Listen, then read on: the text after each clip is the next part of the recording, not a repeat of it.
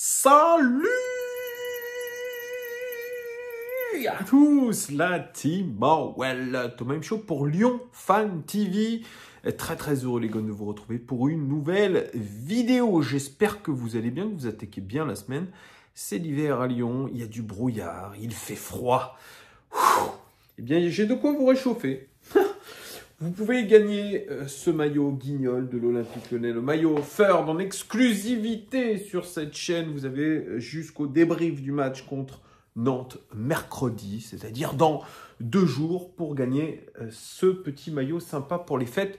C'est très simple, vous allez dans l'onglet communauté de la chaîne et puis vous devez être abonné à cette chaîne et puis vous devez mettre le plus grand nombre de commentaires que vous le pouvez. Comme ça, plus vous mettez de commentaires, plus vous avez de chances de gagner ce maillot. Bonne chance à tous. Allez, petite vidéo de début de semaine parce que nous affrontons le FC Nantes mercredi, dernier match avant la trêve, dernier match de cette phase allée, si je ne me trompe pas. Et l'OL aimerait faire une passe de 3 victoires consécutives. J'espère que ça va être le cas. En tout cas, on a des raisons d'espérer. Pour la première fois, je suis un petit peu optimiste parce que j'ai l'impression qu'une dynamique est en train d'être mise en place et je trouve que c'est absolument incroyable par rapport à ce que nous avons vécu ces derniers temps. Il y a du mieux, il y a du positif. Tout n'est pas parfait. On a vu vraiment un match et notamment une deuxième mi-temps contre Monaco qui a été très compliqué. Et on a surtout un entraîneur, Pierre Sage, qui est en train, lui aussi, de s'affirmer. Oui, ce sont bien mes mots qui sortent de ma bouche.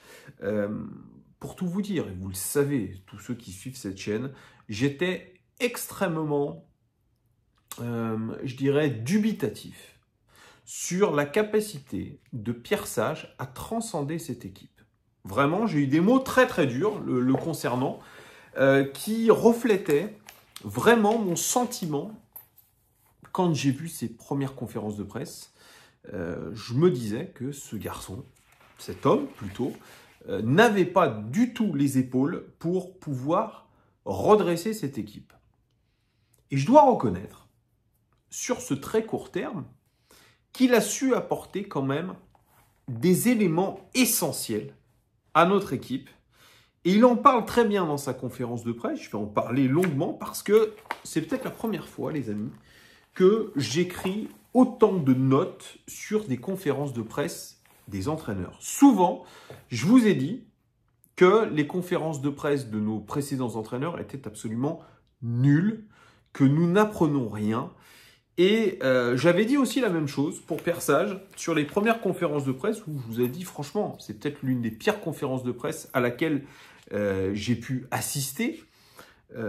Mais aujourd'hui, je trouve que non seulement Pierre Sage a transcendé cette équipe, mais que lui aussi a énormément progressé dans ses conférences de presse, dans ce qu'il a à dire dans les conférences de presse, dans ses explications qui sont extrêmement précises. Elles sont même peut-être de temps en temps trop précises et je vais même vous dire quelque chose, elles sont compliquées parce que très techniques ces conférences de presse, mais notamment cette dernière, pour moi c'est sa meilleure, hein, c'est sa meilleure, celle qu'il a faite cet après-midi avant le match contre Nantes, c'est sa meilleure conférence de presse, je le dis, je le redis, tant il a été honnête, tant il a été lucide, tant il n'a pas fait de langue de bois et tant il a si bien expliqué tout ce qu'il se passait dans l'effectif de l'Olympique Lyonnais et dans sa méthode.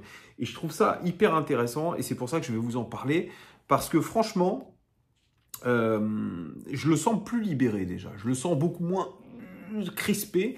Alors, ce qui est normal, c'est vrai que moi, je suis là sur cette chaîne pour faire du contenu. C'est ce que j'ai raconté. On m'a dit « Ah Thomas, tu critiques beaucoup, mais t'es pas aux responsabilités. On ne peut pas se permettre de dire ce que tu dis. » Les gars, évidemment que je ne suis pas aux responsabilités. Il est plus facile de commenter que de faire dans la réalité si on était au club. On est bien d'accord là-dessus. Sauf que moi, Thomas M. Show, je suis un créateur de contenu. Je fais du contenu média. qui a trait plutôt au divertissement qu'autre chose. Vous, quand vous écoutez mes vidéos, quand vous écoutez nos vidéos, nos débriefs, nos lives, je pense que vous passez un bon moment. Soit vous rigolez, soit vous êtes outré, soit vous avez toujours une émotion. Et c'est ce qu'on essaye de vous transmettre. Et je sais qu'il y a beaucoup de personnes qui nous écoutent, qui sont dans la maladie, qui ont des graves maladies, qui ont des maladies chroniques, qui ont des douleurs, qui ont peut-être des dépressions, ils ont peut-être des choses qui sont très compliquées à vivre dans leur vie, des échecs personnels, des drames familiaux. Mettez ce que vous voulez. Et quand ils regardent ces vidéos, et quand vous regardez ces vidéos, c'est pour vous divertir. Voilà. Donc, je pense qu'il ne faut pas prendre trop au sérieux non plus. C'est que du football. Certes, on est passionné. Et moi, sur cette chaîne, je me suis toujours engagé à avoir un discours de vérité, ma vérité en tout cas, un discours, je dirais, où je mets un ton particulier. C'est ce que m'a dit Bertrand, un suiveur de cette chaîne. Il m'a dit, moi j'aime bien le ton que tu emploies sur cette chaîne. J'aime bien tes prises de position. Oui, elles sont tranchées. Elles sont disruptives de temps en temps. Mais voilà, c'est tant mieux. Et aujourd'hui, je sais reconnaître que je pense qu'à l'instant T, j'ai été dur avec Pierre Sage. Et aujourd'hui, je pense qu'il faut avoir l'intelligence de se dire que Pierre Sage, il est en train de faire du bon boulot et qu'on a envie d'y croire et que ce qu'il explique, eh bien, c'est cohérent. Je le dis. Alors, certains m'ont dit, tu retournes ta veste, tu retournes ta veste. Oui, écoutez, pas de souci, je peux la retourner. On n'a pas dit qu'on avait la science infuse, etc. Même si de temps en temps, je dis beaucoup sur cette chaîne, et si John Textor m'avait écouté, si un tel m'avait écouté, vous les analyses, on a des bonnes analyses. Oui, je pense que nous avons des bonnes analyses sur cette chaîne.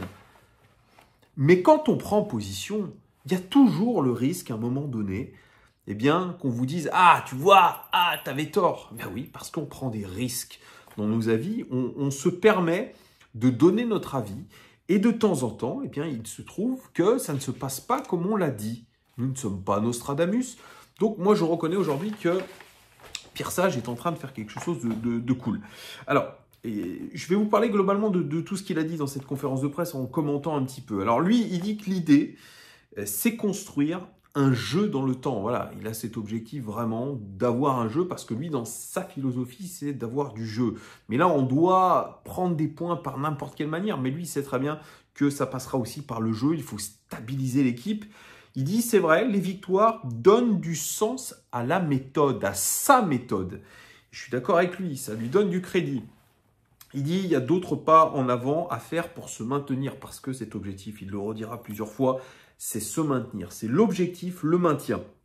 Et les choses ne sont pas, à ses yeux, encore assez stables. Il parle de ces deux valeurs cardinales dans le foot. La joie de jouer, de bien jouer, de créer du jeu. Et deuxièmement, c'est la cohésion. Et ça, il va en parler énormément parce que c'est peut-être ce qu'il a apporté de mieux depuis qu'il est arrivé, à savoir la cohésion. Il donne un exemple très précis de cette cohésion, la deuxième mi-temps à Monaco, qui a, selon lui, montré toute la cohésion de cette équipe. Il y reviendra juste après, il dit il y a plus de sourire. Les entraînements, évidemment, sont plus légers quand vous gagnez, qu'il y a du sourire. Mais attention, il faut garder la tête froide, restez attentif. L'objectif, il le donne même en termes de points, ça sera 35 points pour se maintenir. C'était à peu près ce qui a été, je crois que c'était pour le maintien de l'année dernière, il fallait 35 points. Alors, le schéma, évidemment, c'est 35 points. Il va falloir aussi continuer à mobiliser les joueurs dans le travail. On lui a parlé aussi de ce schéma à 3 derrière. Parce que là où Fabio Grosso tâtonnait, changeait ses systèmes, changeait les joueurs, etc. Là, Pierre Sage, il a vu qu'à Marseille, malgré la défaite, il y avait eu quelque chose d'intéressant pendant 10-15 minutes avec une défense à 3. Ça a été un déclic, mais il ne faut pas voir ça comme un schéma définitif. En tout cas, c'est son schéma du moment. C'est ce schéma qu'il a envie de pérenniser. Ce qui est aussi important, il a parlé de la dimension de son équipe à apprendre. Apprendre de tous les scénarios qu'il y a eu depuis qu'il est arrivé, peut-être depuis qu'on a débuté la saison, et surtout, ne pas répéter les erreurs du passé. Il va aller vers l'intelligence de ses joueurs, leur concentration, pour ne pas répéter ce qui a été fait de mauvais. Il essaye lui aussi, en tant que coach, avec son staff, de s'adapter au scénario du match, ce qu'il a fait contre Monaco notamment. Il parle aussi du rôle de certains joueurs, de remettre certains qui sont trop individuels dans une rencontre dans le sens collectif. Il y a ce rôle-là aussi, parce que certains, de temps en temps, s'éparpillent. Eh bien, il y a certains cadres dans cette équipe qui doivent être capables de recadrer tout ça. La discipline, notamment de Maxence Cacré, dans ce double pivot, parce qu'il parle du double pivot, permet à Tolisso de se projeter, ou inversement. Il parle aussi de ce milieu à 3, avec lequel il a fini à Monaco, qui permet aussi d'avoir un grand équilibre au milieu de terrain avec un Maxence Cacré qui joue ce rôle de sentinelle. Rappelez-vous, quand Laurent Blanc cherchait une sentinelle, la sentinelle, on l'avait dans cet effectif, et moi je l'avais dit depuis un moment, Maxence Cacré est capable de jouer ce rôle de sentinelle. Alors face à Nantes, parce que c'est le match qui nous intéresse, il dit on doit être capable de mettre du rythme dans les moments clés du match. Il va falloir gérer les temps forts et les temps faibles. C'est ce qu'on a plutôt bien géré contre Monaco de toute façon.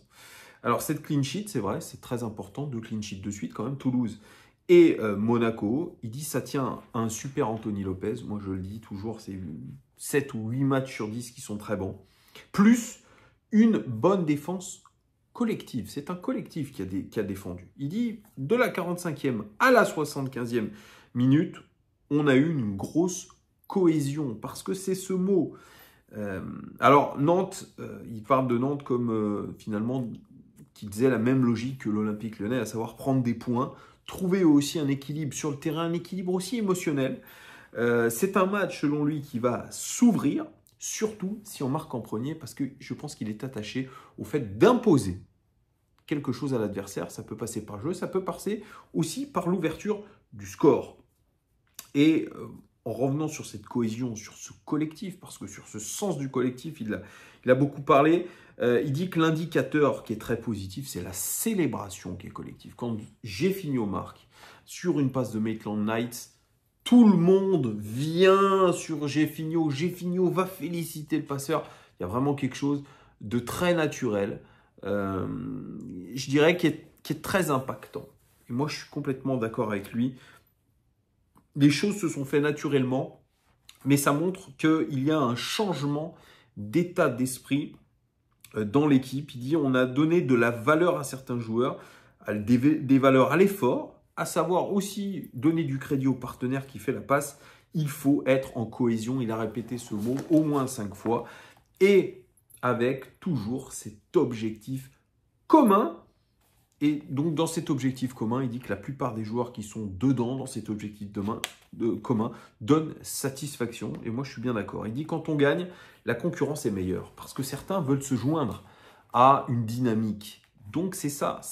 On est en train de créer un cercle vertueux. Il dit, par exemple, les scènes de joie dans le vestiaire. Il dit ceux qui font le cri de guerre. Il a raison parce que moi, je suis un petit peu comme lui. Je regarde un petit peu, j'analyse un petit peu le body language, j'analyse un petit peu les situations. Eh bien, il a raison de dire que les 2 joueurs qui ont aussi le cri de guerre, c'est Koumbedi et c'est Diego Moreira, des joueurs qui n'ont pas joué une seule minute. Il a raison.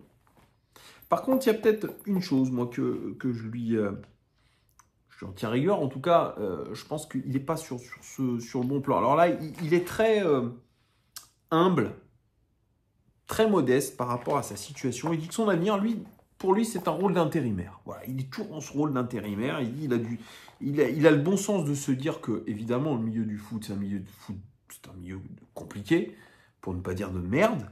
Il est très lucide, ça c'est vrai, on ne peut pas lui empêcher. Mais il dit, peu importe son rôle à l'avenir, il n'a pas forcément d'ambition. Et ça, je trouve que c'est dommage parce que, déjà, il devrait avoir l'ambition d'être entraîneur, d'avoir ses diplômes et de se dire, je suis capable de faire des bonnes choses, j'ai un bon staff, j'ai une bonne équipe avec moi, donc j'ai cette ambition d'aller plus loin. Je pense qu'il est un petit peu trop modeste par rapport à ça, et c'est dommage. Peut-être qu'il va changer. Il parle de Jérémy Bréchet, ça, Clinton Matam l'a dit. Il m'a dit, franchement, Jérémy, c'est un mec comme ça. Jérémy Bréchet, super adjoint de Pierre Sage, il dit que c'est un coach mental un petit peu individuel. Il va aller voir les joueurs, leur expliquer des choses, les remotiver. Lui, Pierre Sage est plus dans le collectif et Bréchet plus dans l'individuel. Et il dit quelque chose qui est très important. Il dit, on avait les ressources pour se sortir du problème. Et oui, moi je vous l'ai toujours dit sur cette chaîne, je pense que cet effectif de l'Olympique Lyonnais est loin d'être si mauvais. En tout cas, il n'est pas fait et il n'a pas du tout, je pense, les qualités pour jouer le maintien. Forcément, jouer le maintien avec cette équipe-là, c'est n'importe quoi.